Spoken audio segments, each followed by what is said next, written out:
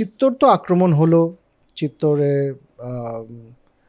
রাজাকে হারানো হলো, চিত্তোর দুর্গ উনি দখল করলেন। বিতর্কটা কি যে যখন উনি চিত্তোর দুর্গ দখল করছেন তখন কি সেখানকার রানী এবং মহিলা এবং যারা ছিলেন তারা কি ওই জহর করেছিলেন নাকি জহর হয়নি?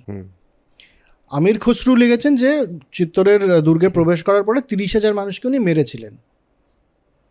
30,000 মানুষ? হ্যাঁ,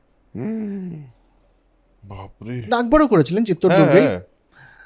আকবর ওটা তো ম্যানস্লটারই ছিল। এটাও তাই, আমির খসরু তাই লিখছেন।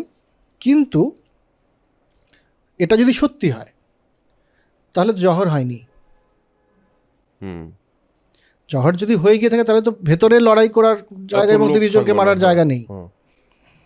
তো কাজে এবং এই যে গল্পটা এটা কিন্তু অনেক পরে ষোড়শ শতাব্দীতে, ষষ্ঠদশ শতাব্দীতে মালিক মোহাম্মদ জায়সির একটা কবিতা পদ্মাবত বলে সেখান থেকে এসছে।